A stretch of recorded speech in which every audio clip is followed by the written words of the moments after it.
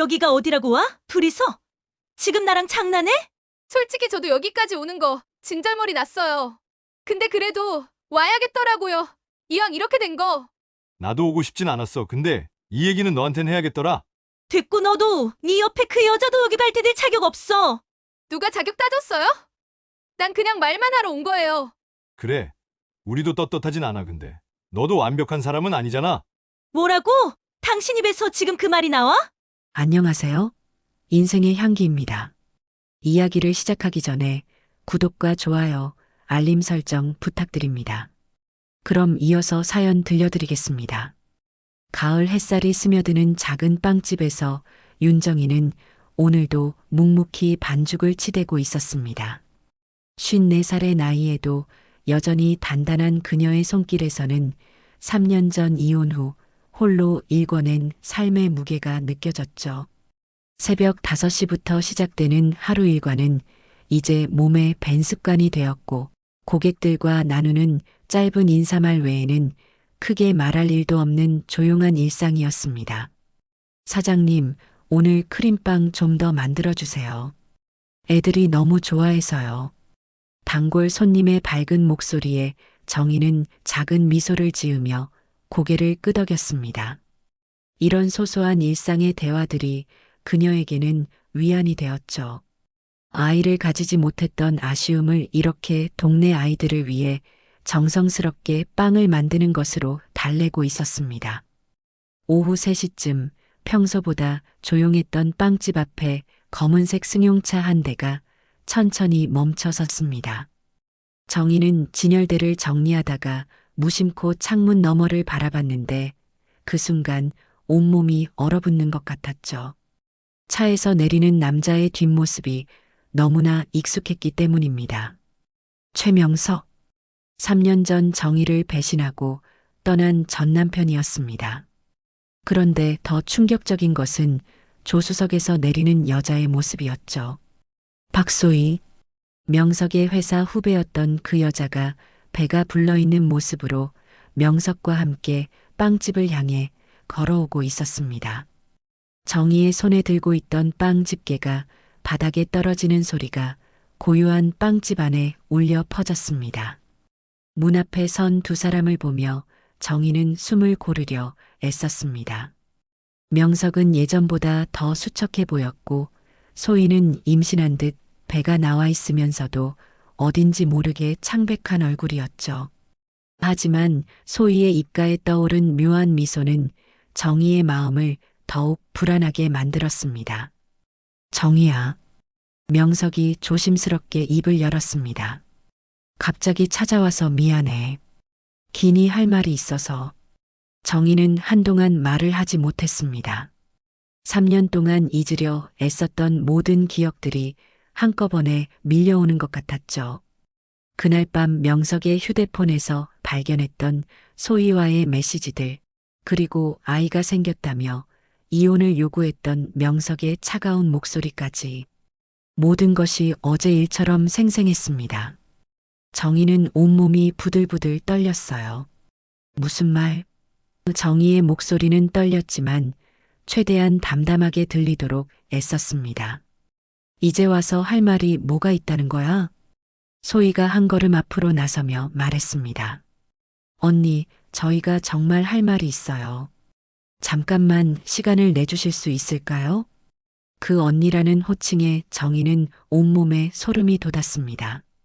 자신의 남편을 빼앗아간 여자가 이제 와서 무슨 말을 하려는 것인지, 도대체 무슨 속셈으로 이곳까지 찾아온 것인지 알 수 없었죠. 정희는 두 사람을 번갈아 보며 깊은 숨을 들이쉬었습니다.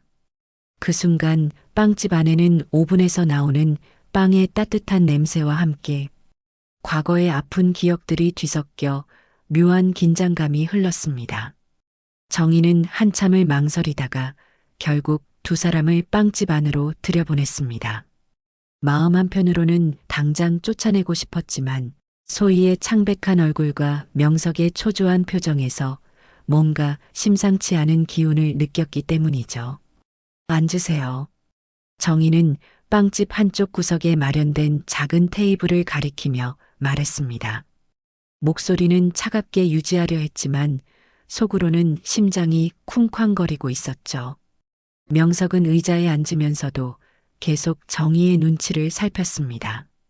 그의 얼굴에는 3년 전보다 훨씬 깊어진 주름이 있었고 한때 당당했던 모습은 온데간데 없이 사라져 있었죠. 소희는 배를 감싸며 조심스럽게 앉았는데 그 모습을 보는 정희의 마음은 복잡했습니다. 마실 거 필요하니? 정희가 억지로 예의를 차리며 물었습니다. 아니야, 괜찮아. 명석이 손을 흔들었습니다. 우리가 갑자기 찾아와서 정말 미안해. 하지만 꼭 해야 할 말이 있어서. 정희는 두 팔을 가슴 앞에서 끼고 서서 그들을 내려다봤습니다. 무슨 말인데? 임신 축하해달라고 말하러 온 건 아닐 거 아냐? 그 말에 소희의 얼굴이 순간 일그러졌습니다. 명석도 당황스러운 표정을 지으며 소희를 바라봤죠. 언니. 소희가 떨리는 목소리로 말을 시작했습니다. 제가 언니한테 정말 큰 잘못을 저질렀다는 걸 알아요. 그래서 오늘 찾아온 거예요. 지금 사과하러 온 거예요? 정희의 목소리에 비웃음이 섞였습니다. 3년이나 지나서요? 그것도 임신한 몸으로? 명석이 급하게 입을 열었습니다. 정희야, 사실은 뭐? 정희가 날카롭게 끊어 말했습니다. 또 무슨 변명을 하려는 거야? 어쩔 수 없었다는 그런 뻔한 이야기. 그때 소희가 갑자기 고개를 푹 숙이며 울음을 터뜨렸습니다. 언니, 정말 죄송해요. 저도 여자로서 사랑받고 싶었어요. 하지만 제가 너무 이기적이었다는 걸 이제야 깨달았어요. 정희는 소희의 눈물을 보면서도 마음이 쉽게 움직이지 않았습니다. 3년 동안 혼자서 견뎌낸 외로움과 배신감이 그렇게 쉽게 사라질 리 없었죠. 그래서요? 사과하면 모든 게 용서된다고 생각하는 거예요? 정희의 목소리는 점점 높아졌습니다. 제가 얼마나 힘들었는지 상상이 가긴 해요. 아이도 없이 혼자 남겨진 제 마음이 어땠을지 생각해 본 적 있어요? 명석이 벌떡 일어서며 말했습니다. 정희야, 제발 들어봐. 소희가 많이 아파. 아프면 병원 가면 되지. 왜 나한테 와? 정희는 더 이상 참을 수 없다는 듯 소리쳤습니다. 그 순간 빵집 안에는 무거운 침묵이 흘렀습니다. 소희는 계속 울고 있었고 명석은 어떻게 말을 꺼내야 할지 몰라 입만 벙긋거리고 있었죠. 정희는 가슴이 답답해서 창문을 열었습니다. 가을바람이 빵집 안으로 스며들면서 긴장된 공기를 조금 누그러뜨렸습니다. 정희야. 명석이 다시 조심스럽게 입을 열었습니다. 소희가 정말 마지막으로 너한테 사과하고 싶다고 했어. 그래서 우리가 온 거야. 마지막? 정희가 눈살을 찌푸렸습니다. 무슨 뜻이니? 명석과 소희는 서로를 바라보며 무언의 대화를 나눴습니다. 그리고 마침내 명석이 입을 열었죠. 그날 밤 정희는 빵집 문을 닫고 2층 자신의 작은 방으로 올라갔습니다. 명석과 소희가 떠난 후에도 그들의 말이 계속 머릿속에 맴돌았죠. 특히 명석이 마지막에 한 말이 귀에서 떠나지 않았습니다. 소희가 병에 걸렸어. 말기 간암이야. 정희는 침대에 앉아 무릎을 끌어안았습니다. 믿기지 않았죠. 그렇게 젊고 건강해 보였던 소희가 암말기라니.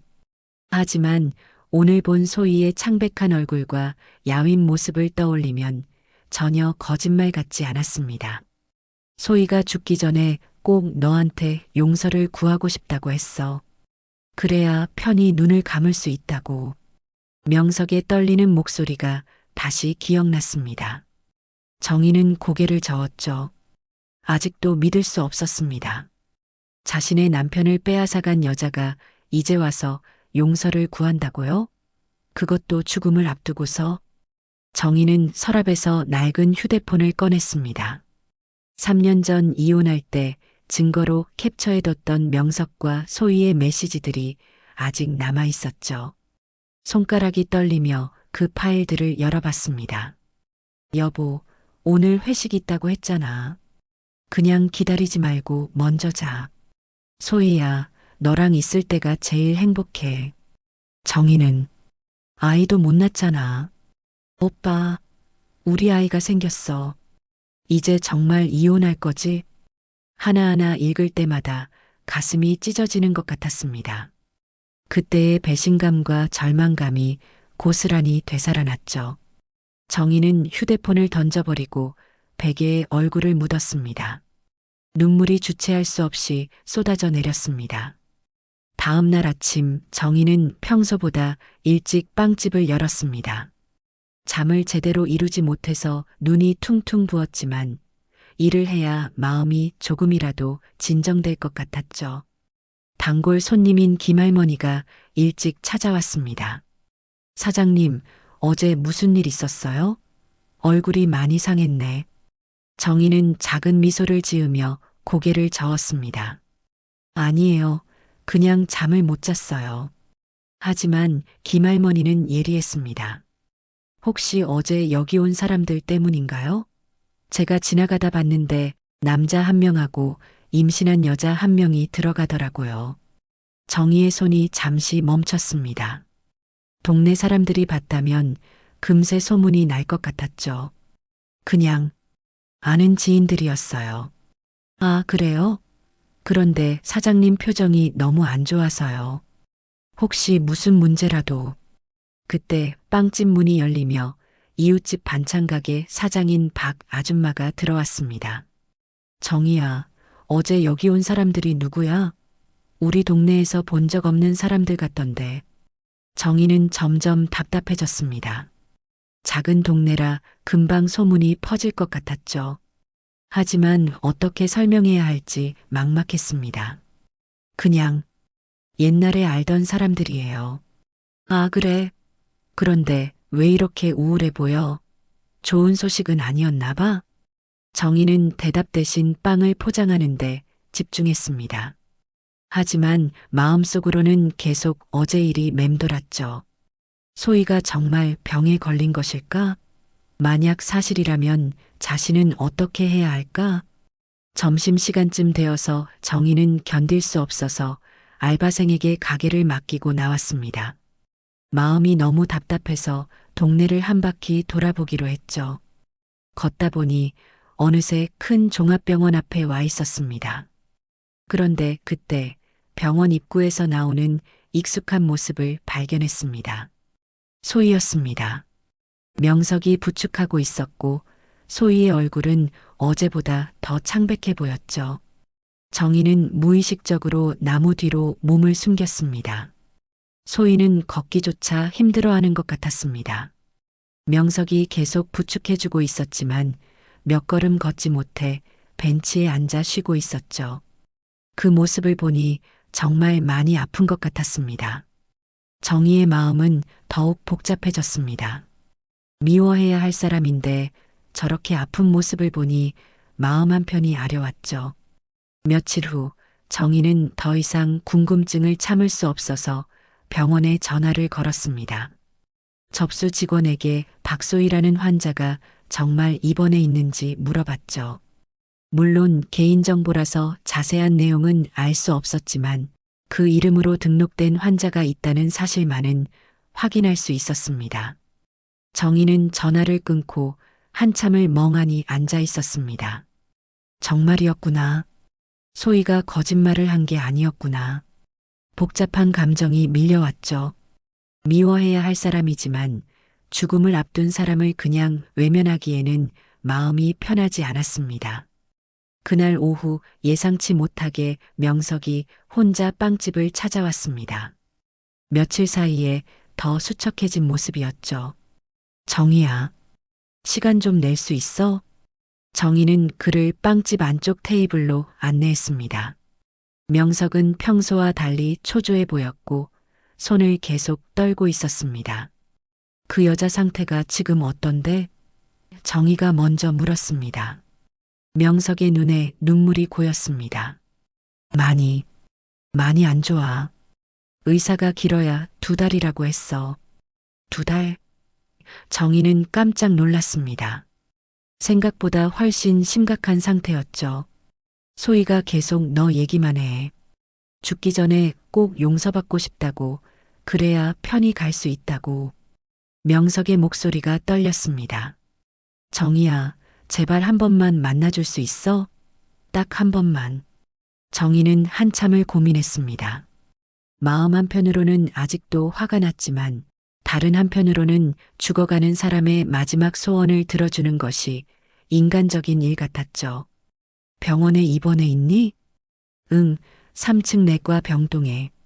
하지만 소희가 폐 끼치기 싫다고 해서 집에서 지내고 있어. 가끔 통증이 심할 때만 병원에 가고.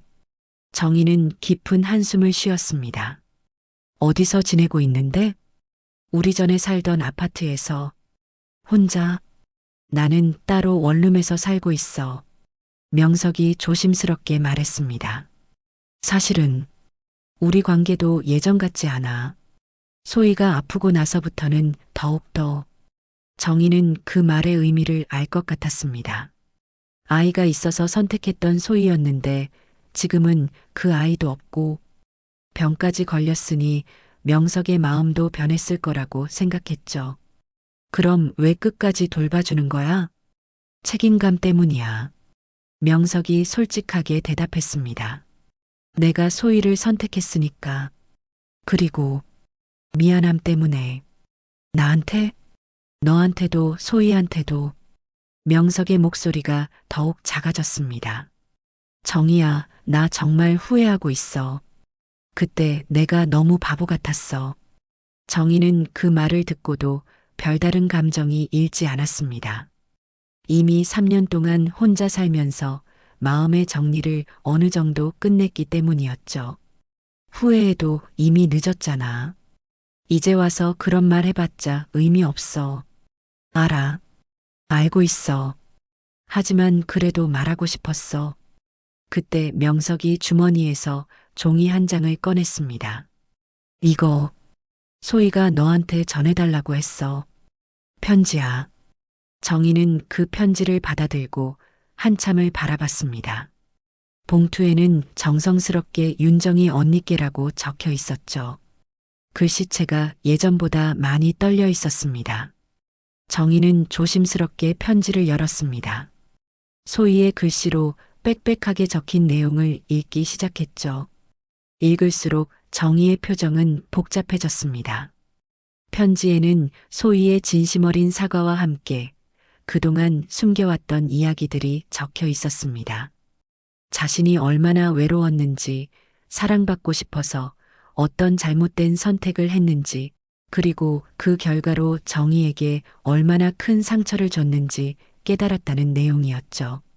정희는 편지를 다 읽고 난 후 한참을 말이 없었습니다. 정신이 멍해졌습니다.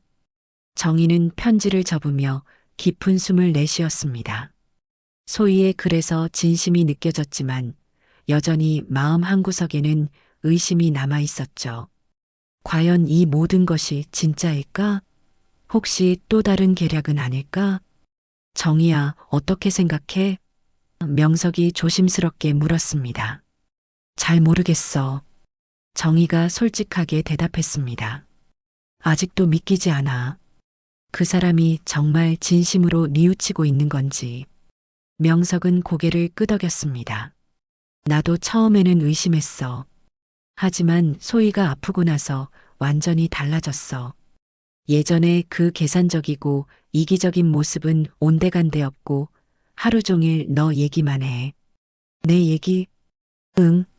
너한테 얼마나 미안한지, 어떻게 하면 용서받을 수 있을지. 그런 얘기들. 밤에 잠도 못 자고 계속 그 얘기만 반복해. 정희는 창밖을 바라보며 생각에 잠겼습니다. 가을 하늘이 유난히 높고 맑아 보였죠. 문득 예전에 명석과 함께 이런 날씨에 나들이를 갔던 기억이 떠올랐습니다. 그때는 정말 행복했었는데 그런데 넌 어떤 마음인데? 정희가 갑자기 물었습니다. 그 여자가 이렇게 아픈데. 명석은 한참을 망설이다가 대답했습니다. 복잡해. 미안하기도 하고 책임감도 느끼고. 하지만 예전처럼 사랑한다고는 할 수 없어. 왜? 그렇게 선택했던 사람인데. 그때는 아이 때문이었어. 명석이 고백했습니다. 소희가 임신했다고 했을 때 나는 아이가 너무 갖고 싶었거든. 너랑 결혼해서도 아이가 생기지 않아서 얼마나 속상했는지 알잖아. 정희의 가슴이 다시 아려왔습니다. 난임 때문에 받았던 스트레스와 자책감이 되살아났죠. 명석이 얼마나 아이를 원했는지, 그리고 자신 때문에 그 꿈을 이루지 못했다는 죄책감을 어떻게 잊을 수 있겠습니까? 그런데 그 아이는 어떻게 된 거야? 정희가 용기를 내어 물었습니다. 명석의 얼굴이 어두워졌습니다. 유산됐어. 이혼하고 얼마 안 돼서. 유산? 정희는 깜짝 놀랐습니다. 그동안 소희가 아이를 낳아서 잘 살고 있는 줄 알았거든요. 그 이후로 소희가 많이 변했어. 예전처럼 밝지도 않고 자꾸 우울해하고. 그러다가 몸도 안 좋아지기 시작했지. 정희는 복잡한 감정에 휩싸였습니다. 소희도 나름대로 상처를 받았던 것 같았죠. 아이를 잃은 슬픔, 그리고 그 과정에서 느꼈을 죄책감까지. 그럼 이제는 어떻게 할 생각이니? 모르겠어. 명석이 솔직하게 말했습니다. 일단은 소희가 마지막까지 편안하게 지낼 수 있도록 도와주려고 해. 그것도 내 책임이니까. 정희는 명석의 말을 들으며 한 가지 깨달았습니다. 이 남자도 그동안 많이 힘들었구나. 자신이 선택한 일이지만 그 선택의 결과가 생각했던 것과 너무 달랐을 테니까요. 그날 저녁 정희는 혼자 생각에 잠겼습니다. 소희를 만나봐야 할까? 아니면 그냥 이대로 보내줘야 할까? 마음속에서는 두 가지 목소리가 계속 싸우고 있었죠. 용서해 주는 게 맞아. 이미 죽어가는 사람인데. 아니야. 그 사람이 저지른 일을 그렇게 쉽게 용서할 수는 없어. 정희는 빵집 2층 창문에서 밤하늘을 바라봤습니다. 별이 유난히 많이 보이는 밤이었죠. 문득 어머니가 살아계실 때 했던 말씀이 떠올랐습니다. 정희야, 용서는 상대방을 위한 게 아니라 자신을 위한 거란다. 미움을 계속 품고 있으면 결국 자신만 힘들어져. 어머니의 목소리가 귓가에 맴돌았습니다. 정희는 깊은 한숨을 쉬며 결심을 굳혔습니다. 정희는 다음 날 아침 일찍 명석에게 전화를 걸었습니다. 밤새 고민한 끝에 내린 결정이었죠. 내가 한번 만나볼게. 전화기 너머로 명석의 안도하는 한숨소리가 들렸습니다. 정말? 정희야, 고마워. 소희가 얼마나 기뻐할지. 대신 조건이 있어. 정희가 단호하게 말했습니다. 난 그 사람을 용서하러 가는 게 아니야.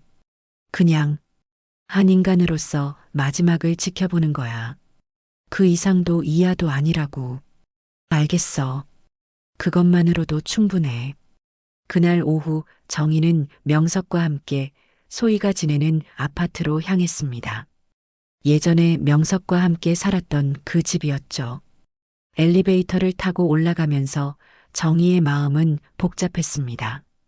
한때 자신의 남편이 다른 여자와 사랑을 나눴던 공간에 들어간다는 것이 쉽지 않았거든요. 문 앞에 서자 명석이 조심스럽게 벨을 눌렀습니다. 잠시 후 문이 열리고 소희가 나타났는데 며칠 사이에 더욱 야위어진 모습이었습니다. 임신한 것처럼 보였던 배 부분도 사실은 복수가 차서 그런 것이었다는 걸 이제야 정희는 알 수 있었죠. 언니, 소희가 떨리는 목소리로 정희를 불렀습니다. 정말 와주셨네요. 정희는 말없이 고개만 끄덕였습니다. 소희는 걸음걸이도 불안정했고 명석이 부축해주지 않으면 혼자 서 있기도 힘들어 보였어요. 거실로 들어가니 온갖 약들이 테이블 위에 놓여 있었습니다. 진통제, 소화제, 각종 영양제까지. 병원 침대처럼 높이 조절이 되는 특수 침대도 거실 한쪽에 설치되어 있었죠. 앉으세요, 언니. 소희가 소파를 가리키며 말했습니다. 목소리에서 기쁨과 동시에 미안함이 느껴졌어요. 정희는 소파에 앉으면서 주변을 둘러봤습니다. 예전에 자신과 명석이 함께 고른 가구들이 그대로 있었어요. 그 테이블에서 함께 밥을 먹고 그 소파에서 함께 텔레비전을 보던 기억들이 떠올랐습니다. 언니, 차 한 잔 드릴까요? 소희가 물었지만 일어나려다가 어지러워하며 다시 앉았습니다. 괜찮아요. 그냥 앉아 있어요. 정희가 말했습니다. 명석이 부엌에서 물을 가져왔습니다. 소희야, 약 먹을 시간이야. 소희는 고개를 끄덕이며 여러 알의 약을 입에 넣었습니다. 그 모습을 보니 정말 많이 아픈 것 같았어요. 정희는 마음 한편이 아려왔지만 표정은 담담하게 유지했습니다. 언니, 소희가 조심스럽게 입을 열었습니다. 제가 언니한테 편지 보냈는데 읽어보셨나요? 네, 읽었어요. 그럼 어떻게 생각하세요? 제 진심이 전해졌을까요? 정희는 한참을 망설이다가 대답했습니다. 솔직히 아직도 잘 모르겠어요. 그동안 너무 많이 힘들었거든요. 소희의 눈에 눈물이 고였습니다. 언니, 정말 죄송해요. 제가 너무 어리석었어요. 사랑이라고 생각했는데 그냥 외로움이었나 봐요. 외로움? 네. 저도 30이 넘어서 결혼 못하고 있으니까 조급했어요. 그러다가 명석 오빠를 만났는데 처음에는 그냥 직장 선배였거든요. 그런데 오빠가 집에서 힘들어하는 모습을 보니까 위로해주고 싶었어요. 정희는 소희의 말을 들으며 복잡한 감정을 느꼈습니다. 명석이 집에서 힘들어했다는 말이 가슴에 와 닿았거든요. 아이가 생기지 않아서 둘 다 스트레스를 받고 있었던 시기였으니까요. 그때 오빠가 말했어요. 집에서는 아이 얘기만 나오면 분위기가 무거워진다고. 언니가 자책하는 모습을 보면 자기도 괴롭다고. 정희의 가슴이 쿵 하고 내려앉았습니다. 그때 자신이 얼마나 예민했는지, 명석에게 얼마나 부담을 줬는지 새삼 깨달았죠. 그래서 저는 그 사람에게 위안이 되어주고 싶었어요. 그런데 언제부터인가 선을 넘게 됐고 소희가 목이 메어 말을 잇지 못했습니다. 명석도 옆에서 고개를 푹 숙이고 있었어요. 세 사람 모두 각자의 아픔과 후회를 안고 있는 것 같았습니다. 그날 이후로 정희는 일주일에 2~3번씩 소희를 찾아갔습니다. 처음에는 의무감 때문이었지만 점점 소희의 진심을 느끼게 되면서 마음이 조금씩 변화하기 시작했죠. 소희는 날이 갈수록 더 약해졌지만 정희가 올 때마다 환한 미소를 지으며 맞아주었습니다. 언니, 오늘은 제가 좋아하는 빵을 가져와 주셨네요. 소희가 정희가 가져온 크림빵을 보며 기뻐했습니다. 하지만 몇 입 먹지도 못하고 토해내고 말았죠. 괜찮아요? 정희가 걱정스럽게 물었습니다. 네, 괜찮아요. 요즘 자꾸 이래서. 소희가 미안해하며 말했습니다. 언니가 정성스럽게 만들어준 빵인데 제대로 먹지도 못하고. 정희는 젖은 수건으로 소희의 입가를 닦아주었습니다. 예전에는 상상도 할 수 없었던 일이었죠. 자신의 남편을 빼앗아간 여자를 돌봐준다니. 언니, 소희가 정희의 손을 잡았습니다. 제가 언니한테 물어봐도 되는 게 있을까요? 뭔데요? 언니는 정말 행복하세요? 지금 혼자 지내면서도? 정희는 잠시 당황했습니다. 예상치 못한 질문이었거든요. 왜 그런 걸 물어보세요? 그냥 궁금해서요. 저는 혼자 있으면 너무 무서워요.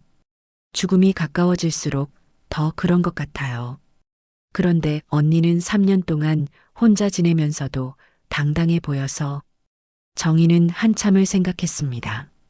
정말 자신이 행복한가? 솔직히 외롭긴 했죠. 하지만 예전처럼 누군가의 배신에 상처받을 걱정도 없고 자신만의 평온한 시간을 가질 수 있어서 나름대로 만족하고 있었습니다. 행복하다고 할 수는 없지만 평온해요. 아무도 저를 실망시키지 않고 저도 누구를 실망시킬 필요가 없으니까 부럽네요. 소희가 작은 미소를 지었습니다. 저는 항상 누군가에게 사랑받고 싶어서 안달이었어요. 그래서 이런 일까지 저질렀고 그때 명석이 병원에서 돌아왔습니다. 손에는 새로운 처방전과 약들을 들고 있었어요. 의사가 뭐래요? 정희가 물었습니다. 어느새 정희도 소희의 병 상태를 걱정하고 있는 자신을 발견했죠. 진통제를 더 강한 걸로 바꿔준대. 명석의 목소리가 무거웠습니다. 그리고 이제 입원을 고려해봐야 한다고 했어. 소희가 고개를 저었습니다. 싫어요. 집에서 지내고 싶어. 언니가 와주시는데 병원에 가면 못 만나잖아. 하지만 소희야, 집에서는 한계가 있어. 통증이 더 심해지면. 괜찮아. 소희가 단호하게 말했습니다. 마지막까지 여기서 지내고 싶어? 정희는 그런 소희를 보며 마음이 복잡했습니다. 죽음을 앞둔 사람의 간절함이 느껴졌거든요. 그리고 동시에 자신을 그렇게까지 필요로 한다는 사실에 묘한 감정을 느꼈습니다. 그날 밤 소희가 갑자기 고열에 시달렸습니다. 명석이 급하게 정희에게 전화를 걸었죠. 정희야, 소희가 갑자기 열이 너무 높아졌어. 병원에 가야 할 것 같은데 소희가 너를 찾고 있어. 정희는 망설이지 않고 달려갔습니다. 소희는 열에 시달리면서도 정희의 손을 꼭 잡고 놓지 않았어요. 언니, 제가 혹시 잘못되면. 소희가 헛소리처럼 중얼거렸습니다. 그런 소리 하지 마세요. 정희가 소희의 이마에 찬 수건을 올려주며 말했습니다. 언니, 제가 정말 미안해요. 언니 인생을 망쳐놓고 정말 죄송해요. 정희는 소희의 손을 꼭 잡았습니다. 이제 그런 얘기 그만해요. 지금은 몸만 생각하세요. 구급차가 도착했고 세 사람은 함께 병원으로 향했습니다. 구급차 안에서 소희는 계속 정희의 손을 놓지 않았고 정희도 그 손을 꼭 잡아주었죠. 어느새 원망보다는 연민의 마음이 더 커져 있었습니다. 응급실에서 소희는 간신히 안정을 찾았습니다. 의사는 이제 정말 얼마 남지 않았다고 조심스럽게 알려주었어요. 길어야 일주일 정도라고. 소희는 결국 집으로 돌아와 마지막 시간을 보내기로 했습니다. 병원에서 할 수 있는 치료도 한계가 있었고 소희 자신이 익숙한 공간에서 편안하게 지내고 싶어 했기 때문이죠. 정희는 그 일주일 동안 거의 매일 소희 곁에 있었습니다. 언니, 저 때문에 빵집도 제대로 못 하시는 거 아니에요? 소희가 걱정스럽게 물었습니다. 괜찮아요. 동네 분들이 이해해 주시거든요. 정희가 소희의 베개를 다시 정리해주며 말했습니다.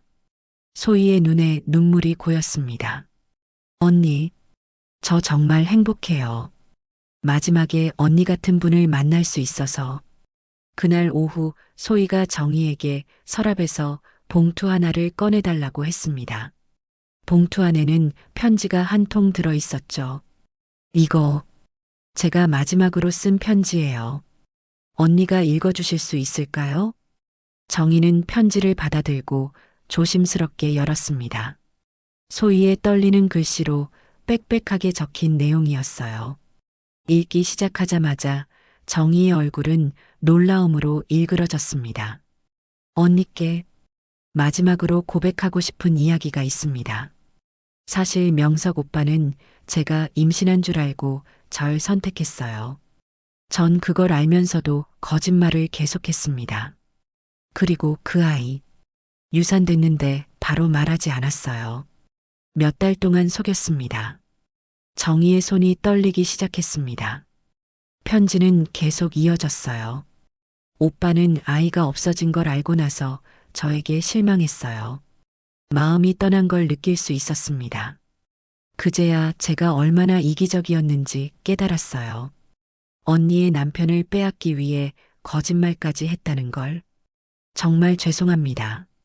정희는 편지를 다 읽고 소희를 바라봤습니다. 소희는 눈을 감고 있었지만 눈물이 흘러내리고 있었어요. 왜 이제야 이 얘기를 해요? 정희의 목소리가 떨렸습니다. 미안해요, 언니. 그때는 너무 무서웠어요. 오빠마저 떠나면 정말 혼자가 될까봐. 소희가 눈을 뜨며 말했습니다. 하지만 이렇게 죽음을 앞두고 보니 제가 언니한테 얼마나 큰 거짓말을 했는지 깨달았어요. 정희는 복잡한 감정에 휩싸였습니다. 분노보다는 허탈함이 먼저 밀려왔죠. 모든 것이 거짓말이었다니. 명석이 자신을 떠난 이유도, 소희와의 사랑도, 모든 것이 한 여자의 외로움에서 시작된 거짓말이었던 거예요. 그때 명석이 방에 들어왔습니다. 정희와 소희의 분위기가 심상치 않다는 걸 눈치챘죠. 무슨 일이야? 정희가 편지를 명석에게 건네주었습니다. 명석은 편지를 읽으면서 점점 얼굴이 굳어졌어요. 소희야, 이게 정말이야? 소희는 고개를 끄덕였습니다. 오빠, 정말 미안해. 나 때문에 오빠 인생도 망가졌어. 명석은 한참을 말없이 서 있었습니다. 그의 얼굴에는 분노보다는 깊은 후회가 서려 있었어요. 이틀 후, 소희는 조용히 숨을 거두었습니다. 마지막 순간까지 정희의 손을 잡고 있었죠. 장례식은 소규모로 치러졌고 소희의 가족들과 몇몇 지인들만 참석했습니다. 장례식이 끝난 후 명석이 정희에게 조심스럽게 말했습니다. 정희야, 우리 연락이라도 하면서 지낼 수 있을까? 이제 모든 진실을 알게 됐으니까. 정희는 오랫동안 명석을 바라봤습니다. 한때 사랑했던 남자, 자신을 배신했던 남자, 그리고 이제는 모든 것을 잃고 후회하고 있는 남자. 하지만 정희의 마음은 이미 다른 곳에 가 있었어요. 최명석, 정희가 차분하게 말했습니다. 나는 이제 과거로 돌아가고 싶지 않아. 정희야, 소혜 씨를 돌보면서 많은 걸 깨달았어. 용서는 상대방을 위한 게 아니라 나 자신을 위한 거라는 걸. 하지만 그것과 다시 시작하는 건 별개의 문제지. 정희는 빵집으로 돌아가는 길에 창문을 활짝 열었습니다. 따뜻한 햇살이 얼굴에 스며들었어요. 빵집 간판이 보이자 마음이 편안해졌습니다. 이곳이 바로 자신의 자리였어요. 앞으로의 나한테 집중해 볼래. 정희가 혼자 중얼거렸습니다. 이젠 나를 위해 살고 싶거든. 정희는 빵집 문을 열고 들어가서 에이프런을 둘렀습니다. 내일부터 다시 새로운 하루가 시작될 거예요. 과거의 상처는 이제 정말로 끝이었습니다. 그리고 자신만의 새로운 시작이 기다리고 있었죠. 창밖으로 보이는 가을 하늘이 유난히 높고 맑아 보였습니다.